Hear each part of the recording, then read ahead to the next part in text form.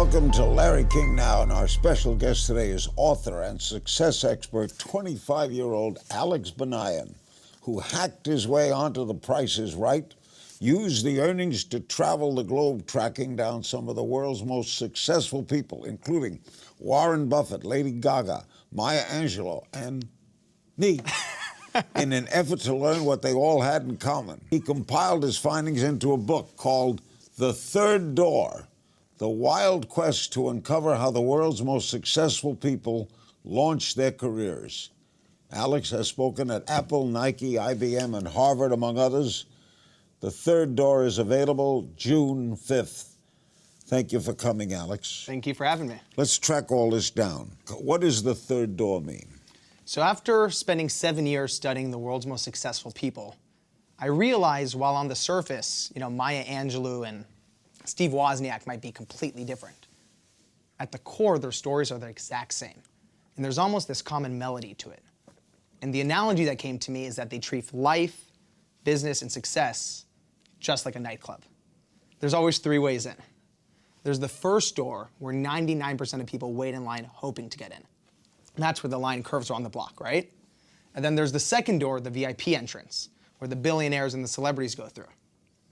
And school has this way of making you feel like those are the only two ways in, right? You either wait your turn or you're born into it. But what I've learned and what you know is that there's always, always the third door. And it's the entrance where you jump out of line, run down the alley, bang on the door 100 times, crack open the window, go through the kitchen. There's always a way in. And it doesn't matter if that's how Bill Gates sold his first piece of software or how Lady Gaga got her first record deal. They all took the third door. You went on The Price is Right. Why? When I had this dream of writing this book, I thought the easy part would be, just calling up Bill Gates, interviewing him. I thought I could do that in a couple months because I was a naive 18-year-old. The hard part, I figured, was getting money to fund the travels. I was buried in student loan debt. I was all out of bar mitzvah cash. So there had to be a way to make some money. So 2 nights before my final exams, freshman year of college, I found tickets to The Price is Right. And that's when I thought, what if I just go on the show and win some money to fund this dream? And so, Larry, that night, I did the logical thing, and I pulled an all-nighter to study. But I didn't study for finals. I studied how to hack The Price is Right. And how did you do it? So they make it look very random, right? Larry, come on down, as if they pulled your name out of a hat. But what I learned is that there's a producer who interviews every single person in the audience. And then there's an undercover producer who then confirms or denies the original producer's list. So I realized if I study the entire night on how to get through that opening round and get onto the show, I could sort of wing it. Didn't you have to dress weird? Yeah, so I had a big black puffy jacket, a bright red shirt. I pretty much looked like a chubby toucan, and it was perfect. How much did you win? I won, so the sailboat that I won was $20,000. I sold the boat, got the cash, and that's how I funded the entire book. All right, a lot of successful people. What was your criteria? So I don't really believe in, there's all these lists of 100 most successful people, and I don't really believe in those algorithms. So what I did is me and my best friends one night got into my room and I asked them, guys, if we could build our dream university, who would be our professors? So one friend called out, Bill Gates would teach us business, Lady Gaga would teach us music, Larry King would teach us broadcasting, Jane Goodall would teach us science, Maya Angelou poetry. So we just created this list, and the idea was that I believe if all these people came together, not to promote anything, not for press, but really just to share their best wisdom with the next generation, young people can do so much more. How'd you track down Warren Buffett? That's a very embarrassing story because I spent 8 months handwriting letters to him, and he would actually handwrite responses back. But I would write a 2-page letter, and he would write a 2-sentence response. But after 8 months, his assistant finally felt bad for me and gave me tickets to his shareholders meeting. There's 30,000 people there. I know. Bill Gates is sitting in the first row, and we get to the shareholders meeting, me and my 5 childhood best friends. And we knew there was a Q&A section at Buffett's shareholders meeting, but it was a lottery. 30,000 people there, 30 asked questions, so 1 in 1,000 odds. But me and my best friend, sort of like The Price is Right, figured out there had to be a way to make this possible. So we found a loophole in Buffett's lottery, went there, and out of the 6 of us, 4 got winning lottery tickets. Loophole? What was the loophole? So with Buffett's system, this is very funny to be sharing this out loud, but with Buffett's system, he made 12 different lotteries all around the basketball arena. You know, you can't have one and have a long line. So what we realized is that not all 12 of the buckets were equal. The one in the front had a giant line where thousands of people were entering, but the one all the way up in the rafters, no one wanted to enter because the people up there didn't want any attention on themselves. So the odds weren't the same, and that's how we found the loophole. And okay, you got on. You got to ask a question, but how did that get you to get him into the book? So with the book, there's different interviews. There's people who we had sit-down interviews, like with Gates, it was in his office, very professional. With Buffett, it was doing the interview questions live in front of the 30,000 people. So I had the questions I wanted to ask him in his office, and I had my friends read them out loud in front of the entire stadium. Our guest is Alex Banayan. More stories from the world's most successful people after this, and how their journeys can help you achieve more in your life. That's next. Stay with us. Okay, our guest is Alex Banayan. The book is The Third Door. It's a great read. All right, I'm one of the people you found me at Whole Foods. Did you know I'd be there? No, I had no idea. And the craziest thing is I was sitting on the sidewalk, and I was probably one of the saddest moments of my journey that day. And I was sitting with my friend Corwin, and we were complaining about how we don't know how to interview people. And we were complaining and complaining and complaining.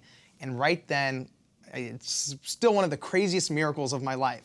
A car pulls up, the door opens, and out walks Larry King. And you accosted me. Yeah, I'm not going to argue with that. It was a lot of pent-up, youthful energy that came out at you all at once. Where did we do the interview? At the bagel store? So we did it at the bagel store, and Cal Fussman, one of your friends, gave me one of the best pieces of advice. He said, don't treat it like an interview. Come to breakfast and listen. And it was one of the best interviews. Who was the hardest to get to? Bill Gates took 2 years, and my entire focus was on him. It went to the point where I was 18 and 19 years old, and I had pictures of him taped up above my bed, on my car dashboard. It was my #1 dream, and it took an entire 2 years of work to make it happen. So all this book took how many years? It was a 7-year journey. So it was about 4 years of doing all the interviews, and then another 3 years of writing it as a narrative to make it a page-turning. Well, $20,000 can't go for 7 years. How did you earn a living? So, as you know, with nonfiction books, publishers give an advance. So halfway through that, I got the advance. And I also started doing a lot of speaking. And what I realized is companies and organizations want this wisdom for their employees and their attendees. So that's been helping pay the bills too. Didn't people say to you, you're a young guy, why should I spend time with you? I thought the same thing, but what I realized is all the people who did interviews for the book didn't do it because I'm, the New York Times. They did it because they believed in this basic idea that one generation's hindsight can be another's foresight. Give me a simple explanation of what makes Bill Gates special. One of the strongest and most strategic minds alive today. Maya Angelou, the late Maya. Deep, deep, deep, profound wisdom. Steven Spielberg. Visionary. Lady Gaga. Wild personality matched with a very powerful leader. Quincy Jones. Understands how the world works better than anyone I've met in my life. Really? Really, and I mean that. Now, how can this book help the viewer? So the amazing thing about this journey is that not only did it equip me with all of these very practical tools, right? The best-selling author Tim Ferriss gives you cold email advice. You gave incredible interview advice. So there's all these tools in your tool belt from the book. But the most powerful thing that I've realized looking back upon the book is really that it changes what people believe is possible. And what I learned is that when you change what someone believes is possible, you change what becomes possible. And that's the most powerful thing it can give you. Is risk-taking essential? Does risk-taking run through all of these? Risk-taking runs through all of these people, but I realized not the way I thought. I thought risk-taking was about being fearless, you know, jumping off of the cliff and figuring it out. Every person I interviewed was actually tremendously scared in the beginning. So they weren't fearless, but they were courageous. And the difference between fearlessness and courage is fearlessness is jumping off the cliff, but courage is acknowledging your fear, analyzing the consequences, and deciding you're still going to take one step forward anyway. You have to get off the porch. Yeah, you have to. You have to knock on doors and you have to make it happen. You also heard that most people never say they've made it. That's really true. I still wonder what I'm going to be in life. You know, I'm still a potential. That's true. I never sat down one day and said, wow, made it. That's amazing. These people also still strive, right? You look at Bill Gates. He created the most valuable corporation on earth, revolutionized technology with software, and still he, could have gone and had every material luxury on earth. But he decided to step down from Microsoft and create the largest philanthropy on earth, and not just give away the money to his friends, but he put in tremendous amounts of research and work into making sure that he got the ROI for every dollar he could. He is still one of the hardest working people you'll meet, which is astounding. Any outliers, any people whose success didn't fit into your hypothesis? What I've realized is the third door is such a overarching mindset that every single person I spoke to at some point had to take it. And truthfully, if you look at someone like Ivanka Trump, who has accomplished a lot on her own, but she was also born into a certain segment, wasn't someone I was necessarily interested in including in the book and interviewing. So it might have been a self-selection process too. Coming up, is our definition of success flawed? We'll talk about changing ideas of success and the potential downside to prosperity. More with Alex Banayan, author of The Third Door, right after this. We're back with Alex Banayan. His book is The Third Door, The Wild Quest to Uncover How the World's Most Successful People Launch Their Careers. And I'm very happy and proud to be in this book. How do we define success? Can a bus driver on the street be defined as successful and the guy who's the CEO of that business not successful? So when I started out on this journey, I had the same definition of success as almost everyone, which is I thought, the more powerful you are, the more wealthy you are, the more successful you are. The Forbes list idea. It wasn't until I met Steve Wozniak, the co-founder of Apple Computers, that he completely redefined my understanding of success. He helped me realize that, if you put Steve Jobs and Steve Wozniak side by side, most people will say Steve Jobs was more successful. But Wozniak helped me realize that success has much more to do with how you define it, how you look within yourself and ask yourself, what do I actually want? What makes me happy? And if what makes you happy is driving a bus and coming home at 5 p.m. and picking up your kids and playing catch with them, and you're the CEO of a company and never see your kids, you're not successful. If you're miserable, if you're not doing what you want to do, that's not success. So should we broaden ideas of what it means? Is our definition flawed? I believe that the natural human and really Western definition of success, which is more money, more power, more prestige, isn't right. Look, it might be right for some people who want that, but for the vast majority of people who want to be a mother and working and helping at their kid's school, or a father who wants to be, involved with their community.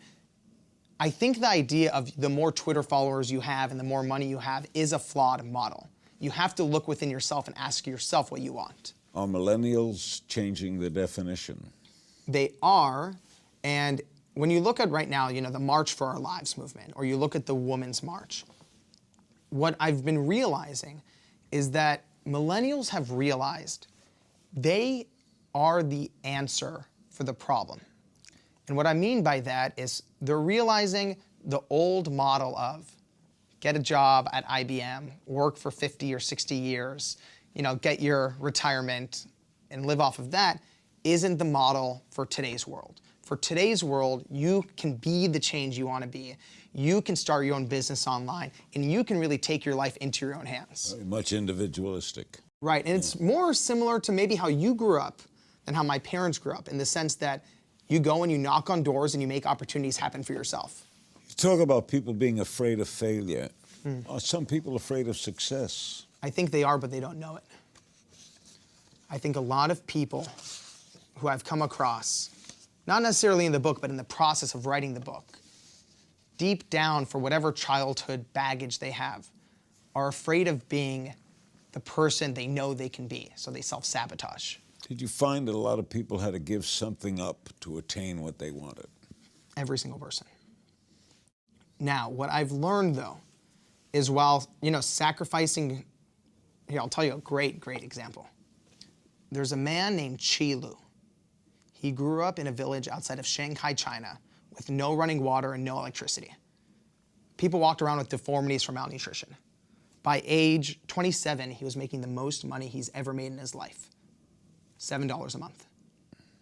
Fast forward 20 years later, and he's a president at Microsoft.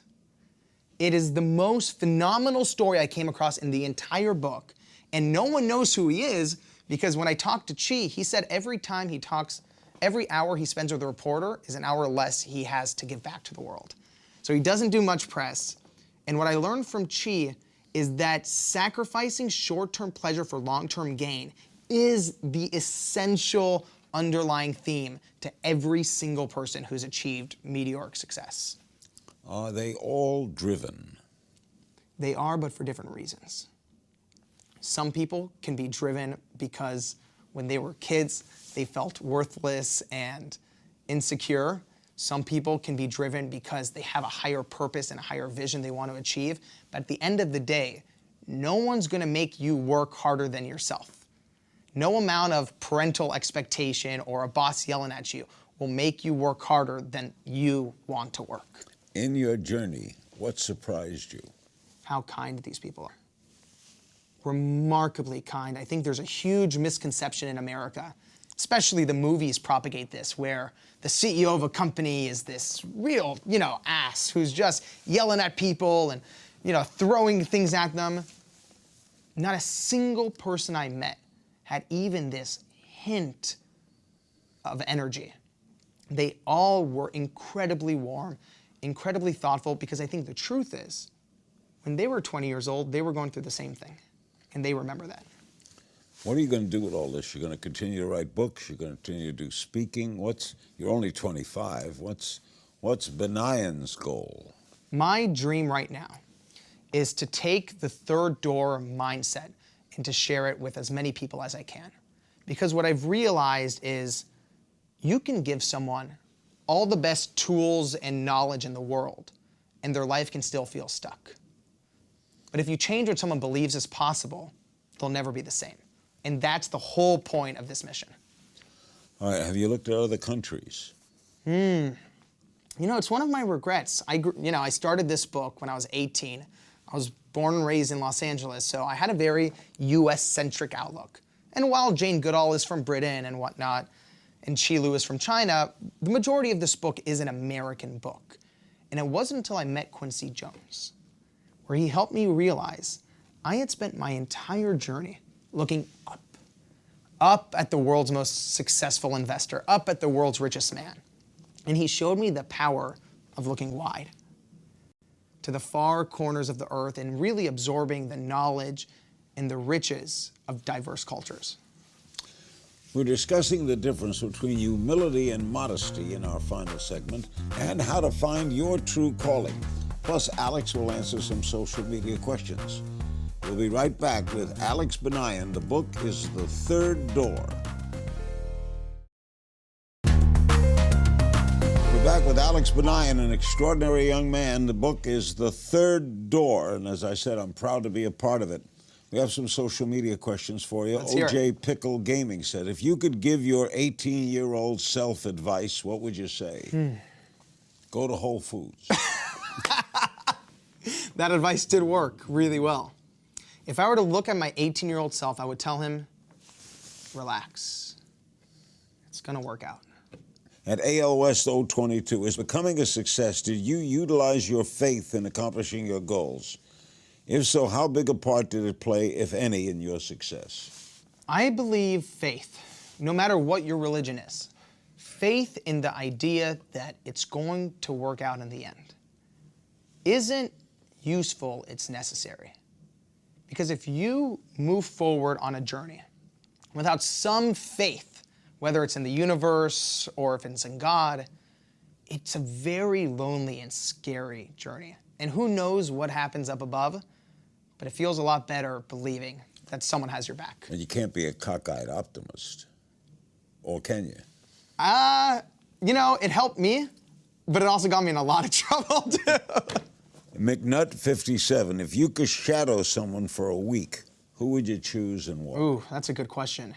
Easily Barack Obama. Because? I've not only admired his leadership style, but when my dad passed away last year, I reached for Obama's book, Dreams for My Father.